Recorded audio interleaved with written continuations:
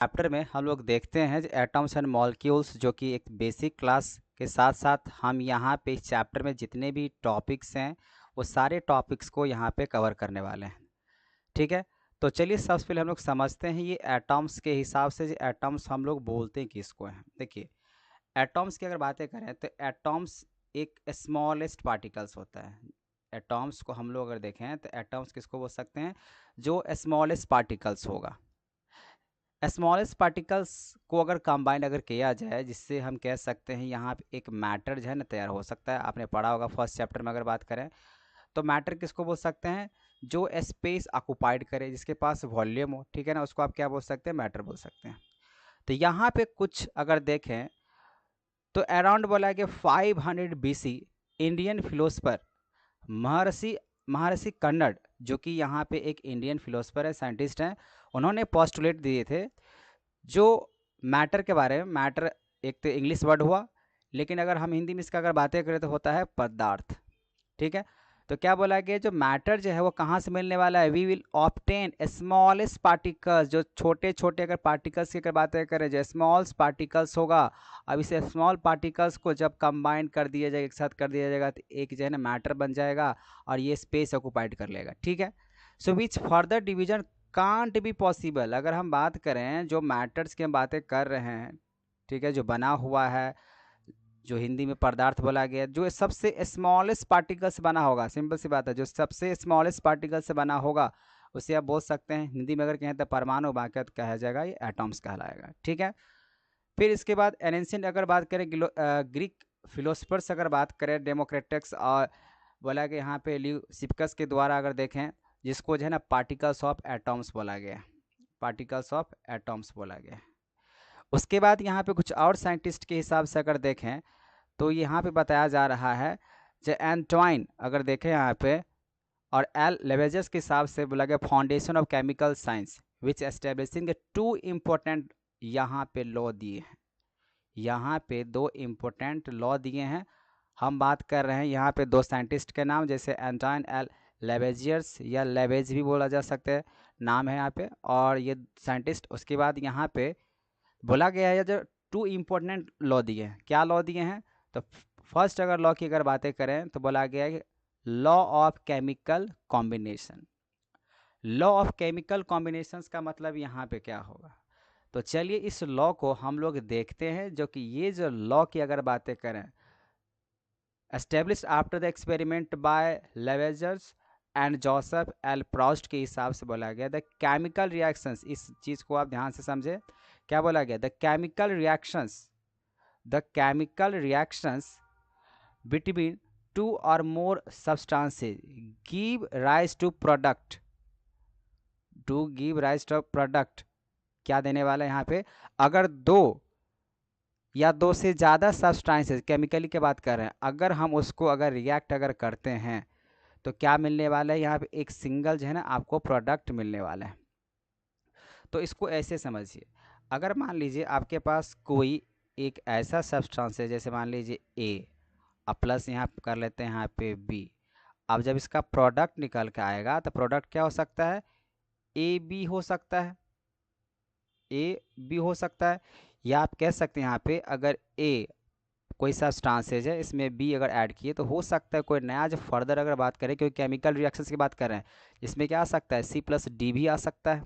लेकिन हाँ, हमेशा ध्यान रखना है, जो केमिकल रिएक्शंस में आपको कम से कम दो सब्सटेंसेस को लेना बहुत ही ज़रूरी है। अगर केमिकल सब्सटेंस सिंगल रहेगा तो रिएक्ट ही नहीं कर पाएगा। तो रिएक्शंस करने के लिए हम लोग को जो है ना कम से कम दो सब्सटेंसेस का होना बहुत ज़रूरी है।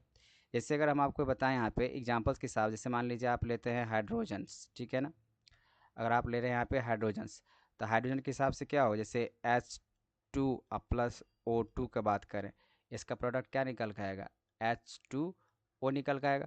तो यहाँ पे एक ये सब्सटेंसेज हुआ और एक ये सब्सटेंसेज हुआ, और जब रिएक्ट किया गया केमिकली तो यहाँ पे H2O बना। और ध्यान रखें यहाँ पे दोस्तों, ये बैलेंस्ड नहीं है, हमने बस यहाँ पे बताया है अगर कोई दो या दो से ज़्यादा सब्सटेंसेज अगर लेते हैं तो रिएक्ट करने के बाद उसका एक नया प्रोडक्ट बन के आएगा। ठीक है, तो इस चैप्टर को पढ़ने के लिए आपको जो है ना सारे बच्चे को और क्या हैं, तो सबसे पहले आपको एटॉमिक नंबर आपको याद होना चाहिए। जैसे हम बात करते हैं हाइड्रोजन, हीलियम, लिथियम, बेरिलियम, ये सारे चीज़ आपको जो है ना याद होने चाहिए, तभी आपको ये चैप्टर समझ में अच्छे तरीके से आ सकता है। ठीक है, अब यहाँ पे बताया जा रहा है the chemical reactions between two और more substances give rise to product. समझ में आ गया आपको? इसके हिसाब से जो लॉ ऑफ केमिकल कॉम्बिनेशंस है, लॉ ऑफ केमिकल कॉम्बिनेशन से यहाँ पे दो बातें निकल कर आता है, law of conservation of mass और लॉ ऑफ कांस्टेंट प्रोपोर्शंस। बाकी बात यहाँ पे जितने भी आपको तीन लॉ जो दिख रहा है ये हम लोग को जो है ना हायर क्लासेज में पढ़ने होंगे, लेकिन 9th क्लास में अगर देखें तो सिर्फ ये आपको जो है ना दो लॉ के बारे में पढ़ना है। ठीक है, तो चलिए हम लोग जो है ना एक एक करके यहाँ पे देखते हैं। तो सबसे पहले बात अगर यहाँ पे कहें तो आता है law of conservation of mass. Conservations का मतलब आप क्या कह सकते हैं, आगे चल के हम लोग को डाल्टन का एटॉमिक थ्योरी देखेंगे, लेकिन यहाँ पे आपको समझना पड़ेगा अगर यहाँ पे कह रहे हैं law of chemical conservation of मास, तो मास क्या होने वाला है। तो देखिए अगर हम कोई भी सब्सटेंसेस की बात करें, जब रिएक्ट किए तो रिएक्ट करने के बाद ना ही हम किसी भी एटॉम्स के मास को क्रिएट कर सकते हैं, ना ही डिस्ट्रॉय कर सकते हैं, ऐसा डाल्टन के एटॉमिक थ्योरी में बताया जाता है। तो यहाँ पे यही समझने वाला है, जब during a chemical reactions the total mass of reactant will be equal to the total mass of product. हमेशा क्या होगा, बराबर ही होगा। देखिए यहाँ पे ये बातें लिख दिया गया है, जब मास can be neither be created और नॉट टू डिस्ट्रॉय बोल सकते हैं इन केमिकल रिएक्शंस। तो केमिकल रिएक्शंस के दौरान ना ही हम किसी मास को बना सकते हैं, ना ही किसी मास को डिस्ट्रॉय कर सकते हैं। कैसे, तो इस चीज़ को ऐसे समझा जाए, जैसे हम एक सिंपल से एग्जांपल्स लेके आपको बताते हैं। अभी हमने आपको हाइड्रोजन गैस और ऑक्सीजन गैस को रिएक्ट करके दिखाया। तो मान लीजिए अगर आपके पास हाइड्रोजन है H2 अब प्लस यहाँ पे O2, आपने रिएक्ट किया, इसका प्रोडक्ट क्या निकल का आया, H2O। सिंपल से लेते हैं, इसके अलावा भी हम लोग ले सकते हैं। अब यहाँ पे देखिए हाइड्रोजन का जो एटॉमिक नंबर होता है वो कितना होता है, 1। अगर हाइड्रोजन का एटॉमिक नंबर अगर 1 हुआ तो इसके मास भी कितना होगा, 1 ही होगा। फिलहाल यहाँ पे दो इसके मॉलिक्यूल्स का बातें करें, 2 हाइड्रोजन है तो इसके मास कितने हो जाएंगे, 2 हो जाएंगे। ठीक है, लेकिन अगर आप यहाँ पे थोड़ा सा देखें, ये जो H2 + O2 की इसका प्रोडक्ट निकल का है H2O, तो यहाँ पे आपको क्या दिख रहा है, अगर आप थोड़ा ध्यान से अगर देखें तो आपको यहाँ पर नज़र आ रहा है जो 2 हाइड्रोजन है और यहाँ पे 2 ऑक्सीजन है। लेकिन इस तरफ अगर देखें तो 2 ही हाइड्रोजन और 1 ही ऑक्सीजन है। तो आपको क्या करना होगा, इसको बैलेंस्ड करना होगा। तो बैलेंस्ड कैसे किया जाता है, तो बैलेंस जो हम लोग करेंगे वो करेंगे, यहाँ पे 2 हाइड्रोजन है और यहाँ 2 हाइड्रोजन, हाइड्रोजन बैलेंस है लेकिन ऑक्सीजन बैलेंस नहीं है। तो इसके लिए क्या करना होगा, हमको ऑक्सीजन्स को जो है ना बैलेंस्ड करना पड़ेगा। तो चलिए ऑक्सीजन्स को बैलेंस करते हैं।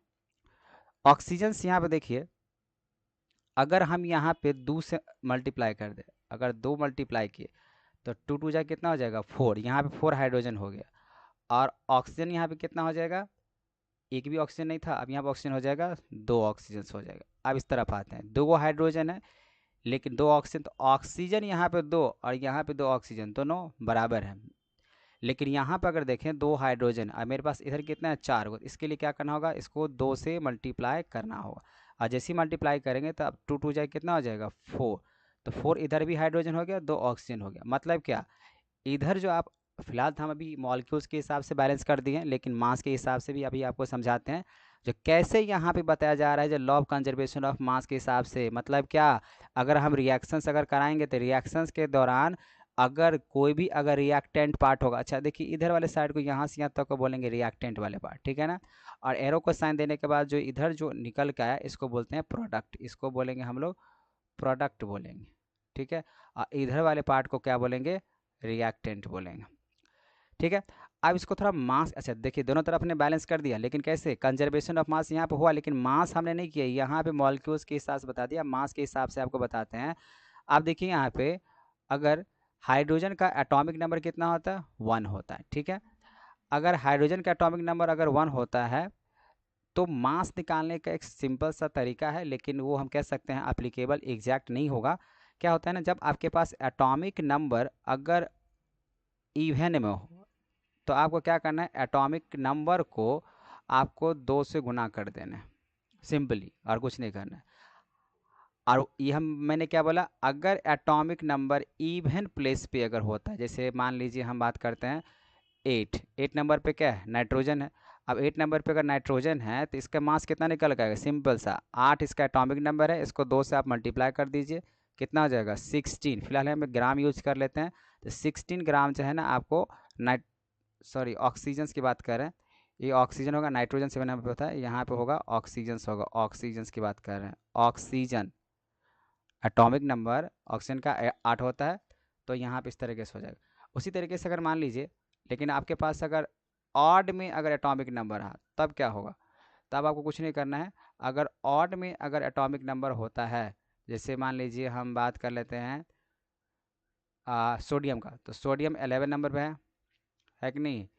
अब इसको क्या करना होगा, अगर ऑड नंबर पे अगर एटॉमिक नंबर है, ऑड नंबर पे, तो आपको क्या करना है, 2 से मल्टीप्लाई तो करना ही करना है, साथ में +1 कर लेना है। जैसे 11 एटॉमिक नंबर होगा, इसको 2 से मल्टीप्लाई कर लिए, अब प्लस कर लेंगे कितना 1, तो 22 +1 कितना हो जाएगा 23 ग्राम, ये निकल के आ जाएगा सोडियम का मास।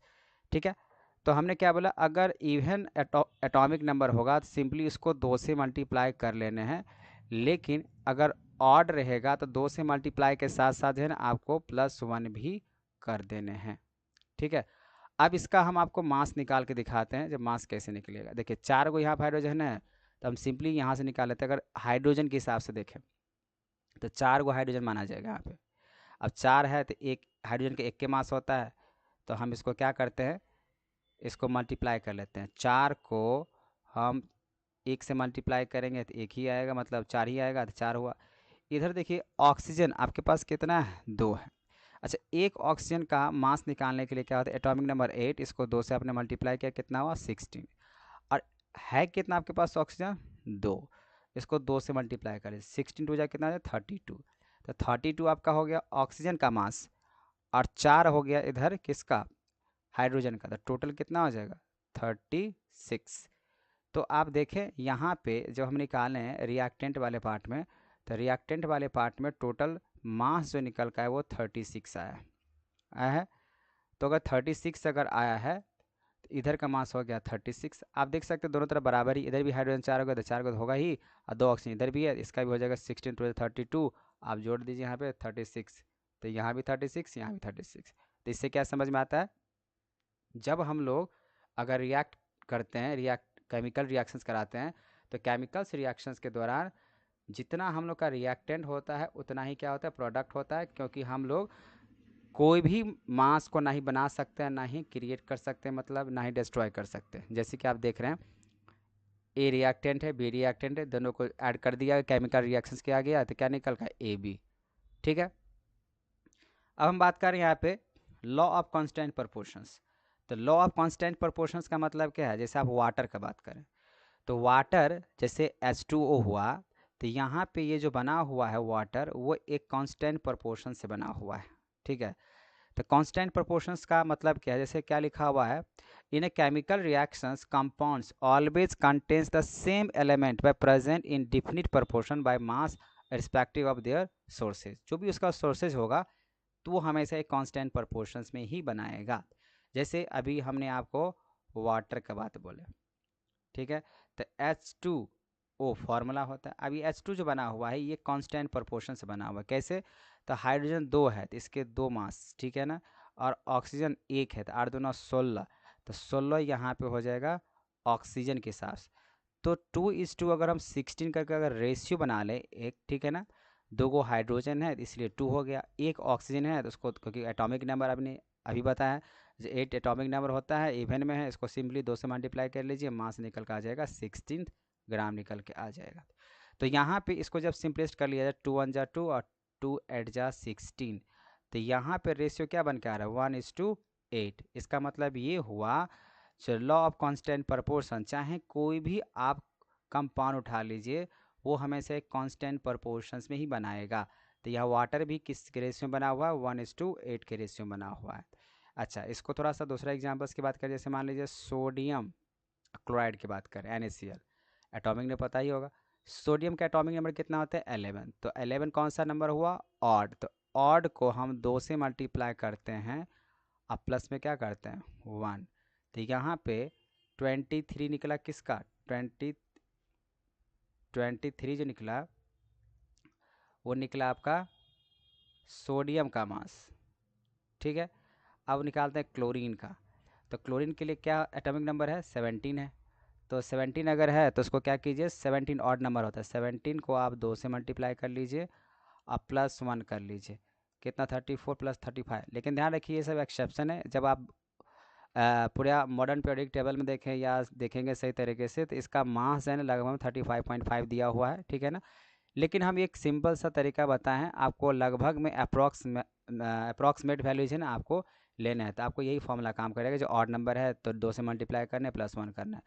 अब यहाँ पे इन दोनों का जो रेशियो की बात कर रहे हैं, जो इसके जो कांस्टेंट प्रोपोर्शन है, तो 23:2 क्या बनाया 35, ये इसका हुआ सोडियम क्लोराइड के प्रोपोर्शंस। लगभग में यही प्रोपोर्शंस बनाएगा, लगभग कह रहे हैं क्योंकि 35.5 भी हो सकता है।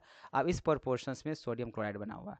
तो ये हुआ लॉ ऑफ कांस्टेंट प्रोपोर्शंस, जो कि सेम एलिमेंट्स प्रेजेंट बोला गया chemical reactions compound always definite proportions. क्या बोला गया, डिफिनिट प्रोपोर्शंस, जो प्रोपोर्शनली होना चाहिए, इक्वल। प्रोपोर्शन का मतलब क्या होता है, इक्वल में ही बनाएगा, ये नहीं एक मॉलिक्यूल्स आगे या पीछे इसके हिसाब से होगा, ऐसा नहीं हो सकता है। जब भी होगा तो बराबर ही होगा, ठीक है।